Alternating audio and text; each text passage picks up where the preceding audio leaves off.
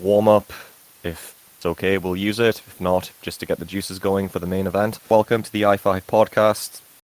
Jim and I thought we'd look at a video today. That's something we don't usually cover. It's a Talk TV one. How you doing, Jim? Hello. Yeah, I'm doing alright. Yep. Normally we don't bother giving Talk TV any kind of publicity, as small as our audience is, just because it's not. I don't take it seriously as a news channel, and this video more or less confirms it. What did you think, Jim? Yeah, it pretty much explains on its own as to why we don't consider it a valid news source or worthwhile your time in general. So, the subject of today is Piers Morgan has. We're not covering Piers Morgan's video, by the way, so don't worry, we won't put you through that. Piers Morgan gets a lot of guests on. A lot of them are meant to simply just go viral in order to get online clicks and views, as Talk TV is absolutely tanking in the ratings. It's also struggling to get online views for the right reasons. Usually the guests come with their own audiences, and that generates the views. So Piers Morgan, trying to get those views, basically brought Mizzy on, a TikTok prankster who's been arrested. We'll go into more detail about that later. Long story short, it worked. He got a lot of views for it. So Talk TV thought they'd get him on again. It was Talk TV's Talkaway. Oh, that's such a lame fucking pun. I liked it. well, you know, you like your puns. Aye. You have the main host, Andre Walker, and Danielle Nichols. And just to get straight into it, even looking at like the first image, we'll show images and video clips as well to back up what we're saying during this little segment. But even looking at first of all, just a quick analysis of the people when it goes immediately to the actual news desk they're at. I mean, I use the term news desk liberally there. You know, you've got the male host, Andre Walker, wearing this tuxedo type outfit. You know, it's supposed to look very formal, and this guy looks like such a slob. In terms He of wants just to appear someone who has a sense of purpose, but does anything but that. Yeah.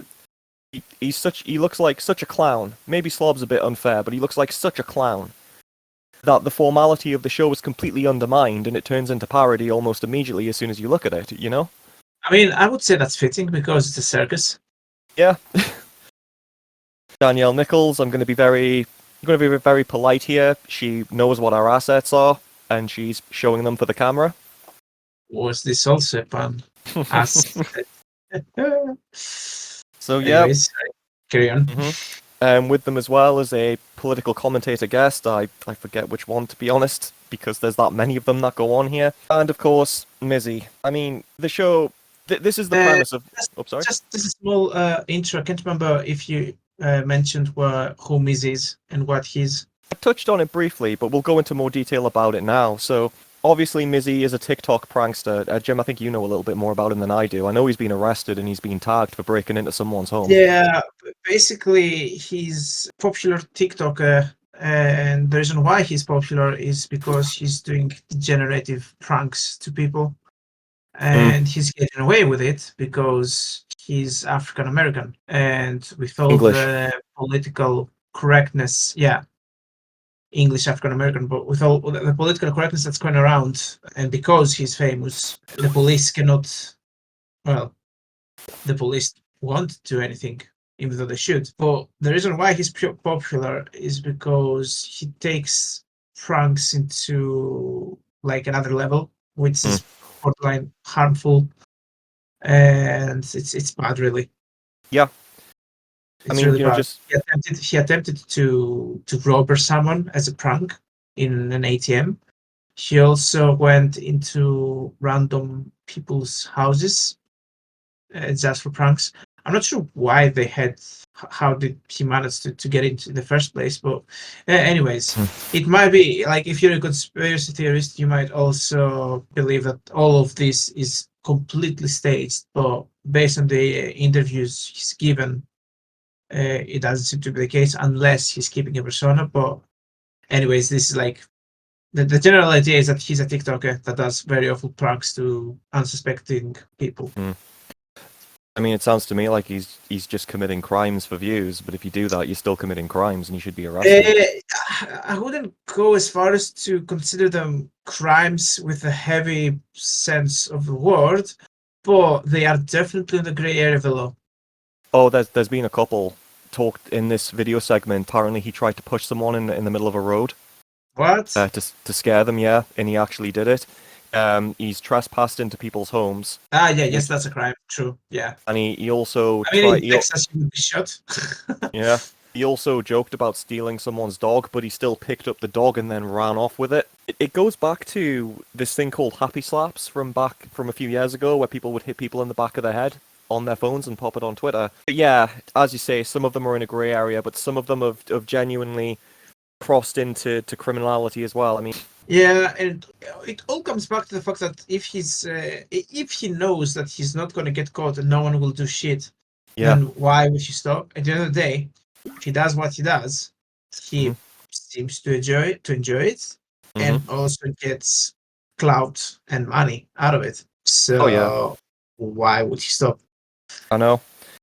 It looks as though he's going to stop now, though, mainly because from what I can understand, he started to sign on, as in getting benefits, and also he's been tagged, he's been arrested, and it's most likely he's going to be in front of a judge. So he has to actually think of the consequences of what's going to happen. Going on to the show now that we've got that background out the way, obviously the presenters have got him on. They want him to come on, make a fool of himself. They can judge him and take the high ground. I mean, it's not hard to take the high ground with this kid. The fact that Yeah, but I don't even think they had that much of an objective. They just wanted his name on the title for the views. I don't think they even have a general. They only had like a very general idea and plan of how the interview should be structured, but I don't think they had a very specific strategy on what to say and what to do with him in the show. I think the plan simply was have him on and hope that he says a bunch of retarded things that can make them look clever and hope he makes a fool of himself, and then hope something happens that goes viral, like him losing his shit or something like that. I think that was basically it. Just hope he goes on and makes a fool of himself. But that actually didn't go on to happen. Bearing in mind, I'm not on this kid's side. I do think he's a criminal.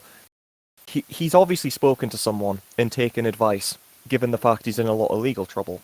So the hosts immediately start egging him on, teasing him, saying things like, "You look very moody today. You look very upset," that type of thing. They're obviously trying to tease him to try and provoke him. Maybe it might be joking along, maybe it's not. But he actually looks more like he's trying to when someone tries to have a composed look on their face and they try and look serious. Yeah. And he goes basically straight into this statement, and this statement that he makes completely derails the show. Because I have a message to the whole world. So you see you guys right now, you're using a script in it. You're basically working a job at the end of the day. No script. No, it's not a script. Well, No, we don't use scripts. I have a script here. Oh, yeah. He does have a script. I'm a man with a script. I'm an actor at the end of the day. I'm an actor with a script. Okay. And I have something I want to say. Go for it. This is a message to everyone. And to get where I am right now to spread this message, I needed to do things in a different way. In a way a lot of people wouldn't agree on. I have remorse. And I know when to take accountability for my actions in my personal life, when I'm Bakari, not when I'm showing you Mizzy on the internet. I don't condone what I do, nor do I tell anyone to repeat any of my actions. People need to understand and learn to detach social media from real life. As social media is just one big game. And Mizzy, this online persona I created, is literally social proof that society is weak and that the public is manipulated by media and swayed away from the truth so easily. Attention is seen as the purest form of generosity, and Mizzy is exactly what is wrong with this new online modern day society. You're all capitalizing on Mizzy right now. This interview literally has Mizzy on the headlines, bro, and you're making money over my appeal to the public, whether it's good or bad. Think about it. The only reason I've been making news and headlines for so long is because I'm young, black, and doing something different. And the mainstream media think they can use me as an example, put me on TV so I can make a fool out of myself and appeal to this stereotype. It's a simple distraction technique used by the mainstream media to divert attention from the real problems in this country.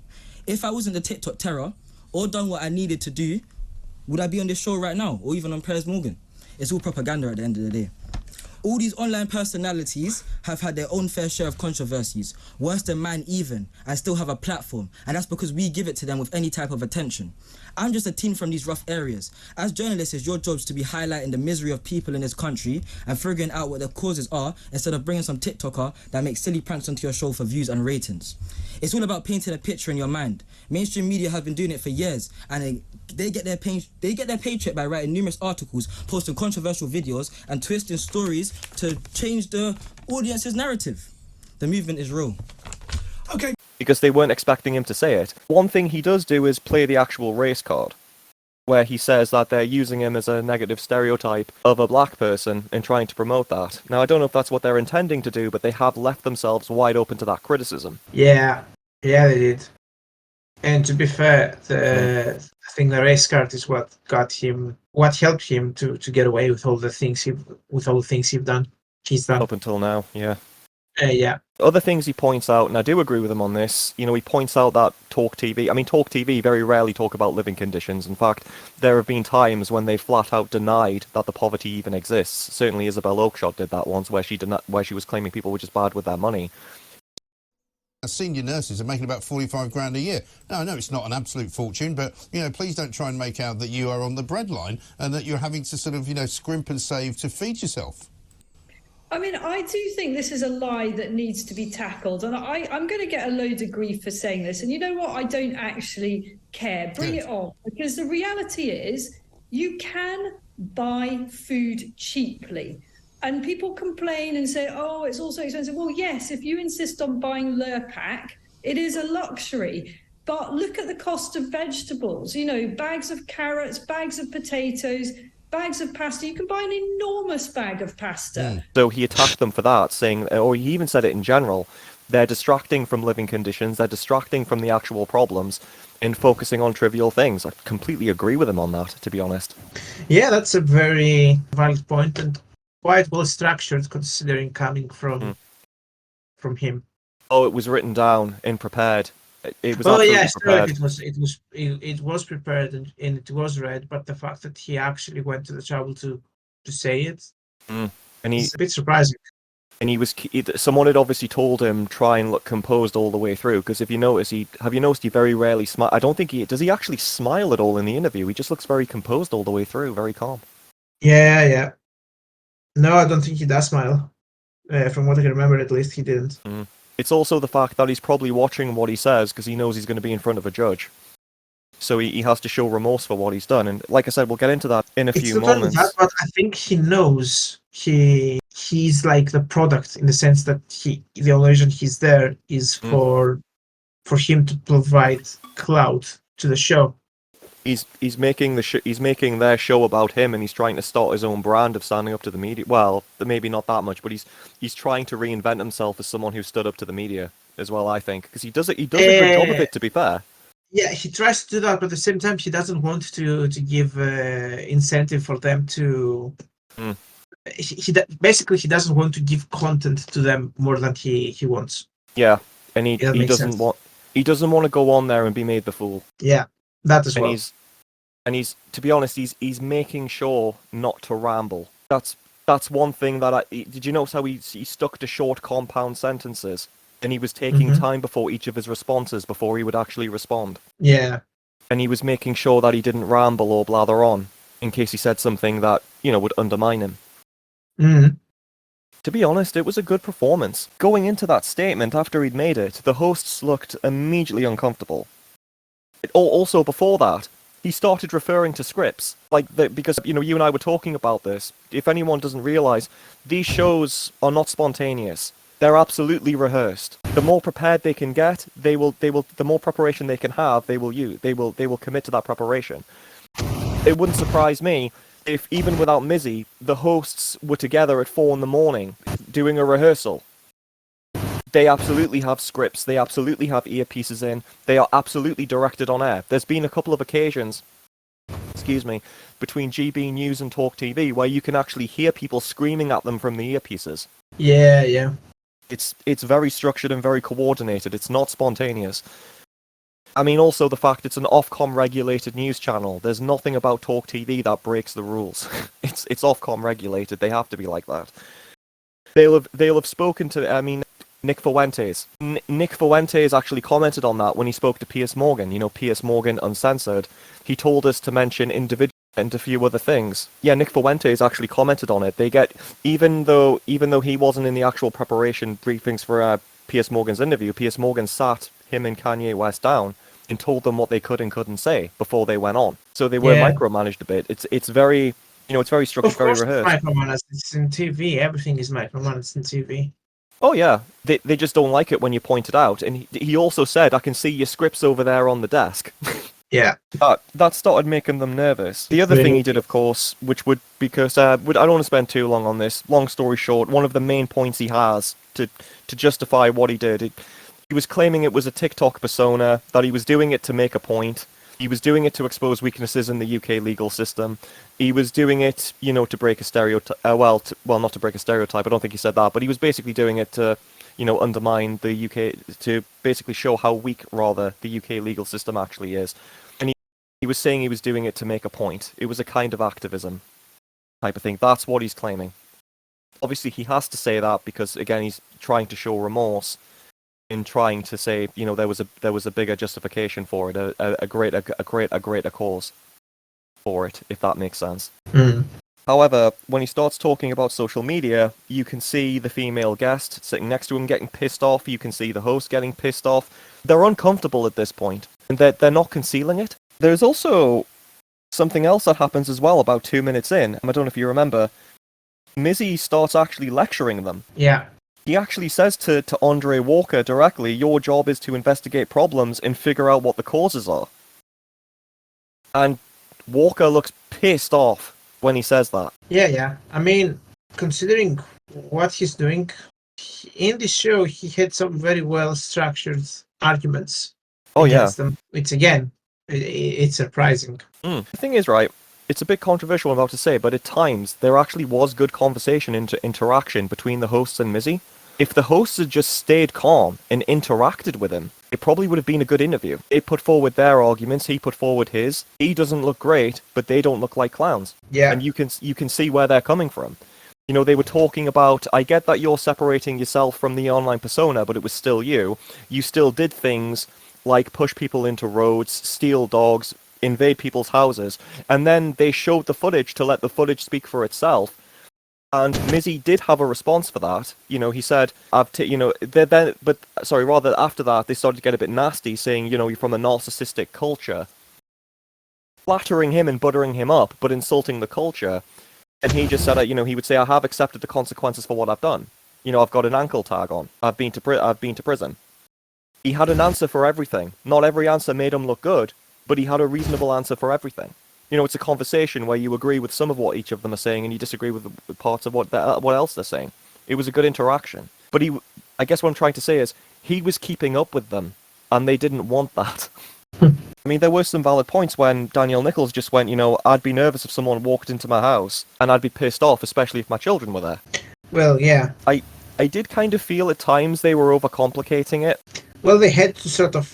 Okay, so when a guest pretty much made all these statements, they lost control of the whole conversation and interview. Yeah. And they were desperately trying to get the control back, which resulted them in them being clowns. Oh, yeah. Because they started talking about things like, all you have to do is say, look, you committed crimes for views. That's all you have to say. But then they started saying things like... And therefore they couldn't recover. Yeah, and they started... I mean, yeah, because what he did was go off the rails and bring up all that stuff about social media and everything, and they didn't want that mentioned at all. And he kept on dragging it back in. But I'm just saying, even though that was a lot of damage, they could have salvaged some of them. They could have salvaged themselves a little bit, not spazzing out at the end and accusing him of being a thug, effectively, and threatening someone when he didn't, and just standing their own ground. I mean, they would have taken the flak for ignoring what he said. But if they'd have just stayed on course and just said, look, you did break the law and stuff. But then they started countering his social media questions with even dumber things like, you know, do you not think that do you do all of this because of the narcissistic youth and how the youth have a bad reputation? And that's the first I'm hearing of it. I've not really heard that the youth collectively have a bad reputation. Certainly certain social groups within the youth, but not the youth collectively, you know? Yeah. But that's, as you say, they had to go into that to recover. But yeah, one thing I would like to point out though is in his statement when he goes, "I've come on Talk TV to talk to the world." You're not going to talk to the world on Talk TV. You want Tucker Carlson for that. Yep, bad choice. But It was also, bad choice for what you want to do. But oh yeah, but I mean, let's be honest. Talk TV are the only ones that will have him on now. BBC had him on once, and that was it. And when they had him on, they just wanted to talk about Andrew Tate with him. That way, it's like two birds, one stone. hmm Again, what we were saying about them being directed from off camera, you can see Andre Walker and Daniel Nichols nodding all the way along. You'll catch it every few minutes. I've got detailed notes of when they do it, but honestly, that's all you need to say. They were caught. You could see them nodding at people off camera. You could see them listening to their earpiece. At one point, the female commentator next to him, I can't remember her name sadly, she starts to play with her earpiece a little bit, and I'm not sure the camera was meant to catch that. And you can see her readjusting it. So maybe she was just adjusting it for this because it was uncomfortable, or maybe she was getting instructions. I don't know. But Maybe both. yeah, maybe both. But like I said, he sticks to his arguments all the way through. But more importantly, he stays calm and composed all the way through. And at about 12-minute mark, they start trying to inject their narrative that he's a bit of a thug, and they start, turning up the heat. The guy starts raising his voice. He starts saying, you can look quite aggressive and things like that. That they start trying to implant in the audience's mind that Mizzy's getting angry, despite the fact he's not. And that's when I think Andre Walker is looking for his opportunity to accuse him of something, and he's waiting for the opening, if that makes sense. Mm-hmm. There's also a really cringeworthy moment where Mizzy does break his calm demeanor. But actually, no, I say this, he's still calm when doing it. Bearing in mind that Andre Walker's been talking over him all night, for that whole segment. Mizzy does it to him once, and having his little prepared statement to go viral, he literally just says word for word, "Let me finish, this ain't the BBC, baby." Like, it's so cringe. I don't know if you saw that. We finished, this ain't the BBC, baby. Right. Actually, I think I missed that one. That particular line. If you want to see it, it's 15 minutes, 10 seconds. Oh God. Yeah. It's cringe, isn't it? Yeah. Again, this is like trying to stay on top of things and try to stay in control.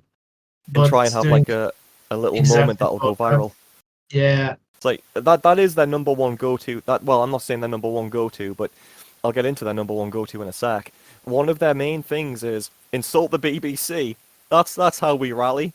And it's so cringe. It's like, we're not the BBC. Yeah, you're right, you're not the BBC, because the BBC has an audience.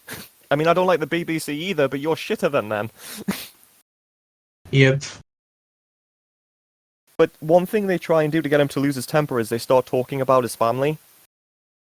And that does trip him up, because his mother did stop talking to him and stuff, but he responds to it saying they're talking now, it was at the time and things, but that did make him slightly uncomfortable.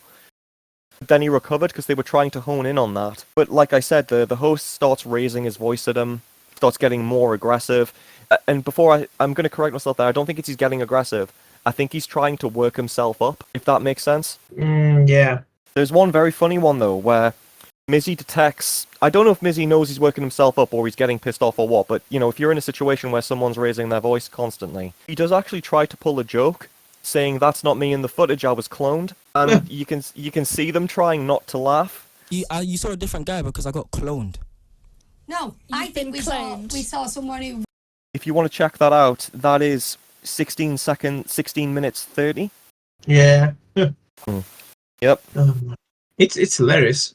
It is. There's one also bit as well where Mizzy says very clearly, "I'm not glorifying this, but a lot of people in the prison knew who I was." Something along those lines. But he starts with, "I'm not glorifying this." Andre Walker ignores the fact he said that, and goes, "So great." He throws in another one-liner. This is 1710, but I'm not sure if it's that important. He just says, "Oh great, you can be the most popular guy in D-Wing."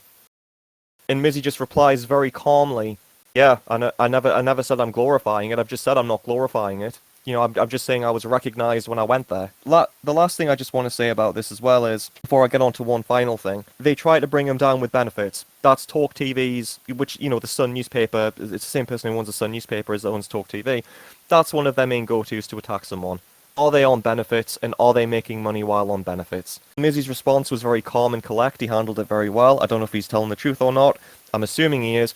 He said he wasn't on benefits at the time of the pranks because he was too young, and he is on benefits now that he's stopped. If true, that's a fair response. Whatever you want to say about the benefit system, the accusation that he was making money off of it, if that is indeed true, because I imagine if he was on benefits while doing all this shit, then that would have made it into major headlines. That would have already been in headlines in the Sun, if that makes sense. Yeah. So why does what happened to him? Why does what happens at the end happen? There are. So, repeat that again. Why?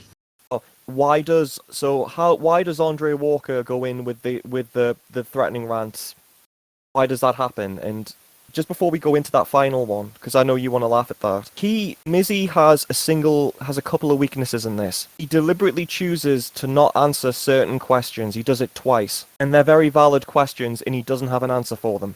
To say is something that if I was just stood at the bus stop and I got shoved into the road by somebody, it wouldn't be about black or white, young or old. I'd have been shoved into the road. I'm very upset. I just wonder whether you are part of a culture that is so selfish that says that, what makes me famous, what gets me into the newspapers, what gets me on TV is more important than the suffering that causes me to get there. Could you have pranked your mates and not been pranking the public? So that if you can do your pranks, you can have your ideas, but you do it with your mates. I mean, look, you're staring at me, but I think it's a legitimate question, isn't it? I mean, it could cause somebody to, be incredibly injured or something like that. Do you think you've encouraged that kind of behaviour? And he's not answering the question. Do you think I don't understand this whole... Do you want to be like a good hey, no, hang on a second. You can do that to me. You're not doing it to a guest. You stare at another guest again, and I'm going to personally remove you. I'm not taking the mick. You glared at her in a threatening fashion. You do that, I'll drag you out by the hair, and you can be as hard as you pretend you are. You apologise to her right now, or you're leaving. I respect you, but I'm done here. Good riddance to bad rubbish. Threatening guests does not happen on my show under any circumstances. Reem, I'm very sorry, but the way he glared at you is not acceptable. We never should have had him on the show. I didn't even want him here. I think the guy's a complete and total fool. And the fact that I attempted to have a sensible interview with an idiot like that is absolutely disgusting. Get him out of here. Security, get the security from downstairs and get rid of him. Get rid of him, for Christ's sake. Do you know what? Get rid of him. He's angry. The first time he does it to Andre Walker, and the second time he does it to the female commentator. And when he does it to the female commentator, unfortunately, he glares... Well, I'm not saying glare, because he doesn't glare. He maintains eye contact with her, or stares at the side of her face, for about 2 or 3 seconds too long. And that's what gives Andre Walker the opening to accuse him of glaring at her violently, which he wasn't doing. And then the guy just spurgs out. He spurgs out, but it looks very fake. I mean, I don't think he was actually angry, did you? No. I think they told him to say that. Yeah. Because it was out of nowhere, really. I certainly didn't expect it when I saw it.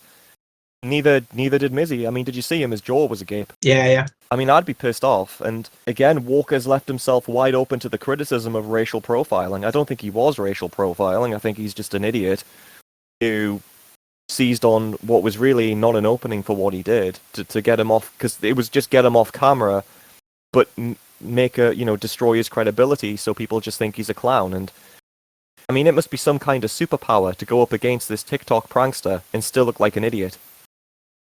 Yep, but then again, this is Talk TV, so yeah. Are you really surprised that this happened the way it happened? Yeah, and speaking of pun, aren't they supposed to talk instead of shout at each other? Yeah. It's also the fact he was throwing stuff around as well. Yeah. And then what I thought was even more pathetic is when Mizzy was off camera, and then they started saying he's kicking off again, and you can... I have a feeling that nothing kicked off, they just said it in order to say it. Yeah, I don't think he was still on I set don't at that see. I point. cannot see him having a row with like the security guard that was escorting him out. If there Nah. was a security guard to escort him out, maybe he was just living by himself. I give him the benefit of the doubt that he'd remained calm and composed all the way through this, and he wasn't going to throw that. He looked aware enough to know that what the trap was there, and I give him the benefit of the doubt that he knew that he would know that kicking off camera would be the stupidest thing he could do. Yeah.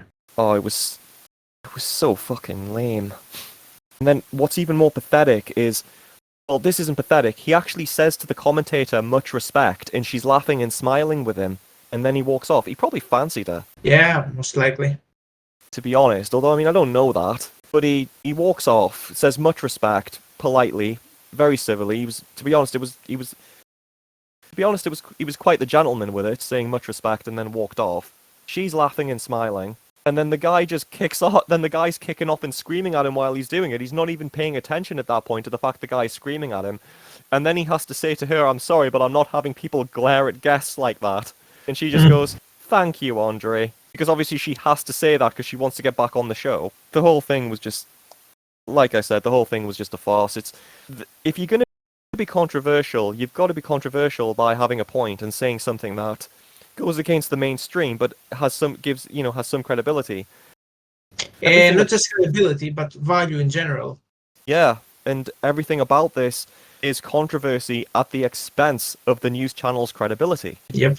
Just comes across as a clown show. It's similar to the Alex Phillips, Alistair Campbell interview, but I don't think that one was faked. But like we can look at that one in future and try and do a watch along to it. But yeah, it was ridiculous. It was just Punch and Judy journalism that went a bit off the rails when one person wasn't willing to play the character. It's just getting to the point, where we're discussing this. It's just getting to the point where Talk TV is not even funny. Yeah. I don't really have too much more to say on it. About you? Nah, not really. I think we pretty much covered everything, didn't we? Cool. This was just a warm-up video that Jim and I do. Well, I say a warm-up video. Yep, the brain juices still need to get working. This is just a warm-up conversation that Jim and I sometimes have before we go on to discuss the actual topic. Sometimes we release them, sometimes we don't. This makes it on the channel. Hey, how you doing? I was Jonathan with my co-host Jim. Hello. And this was the i5 podcast. Please hit the trinity of the like, subscribe, and ring the bell. Hitting like and ringing the bell really helps us in the algorithm. Thanks, guys. Stop the recording for this one and start again for the other one. Aye.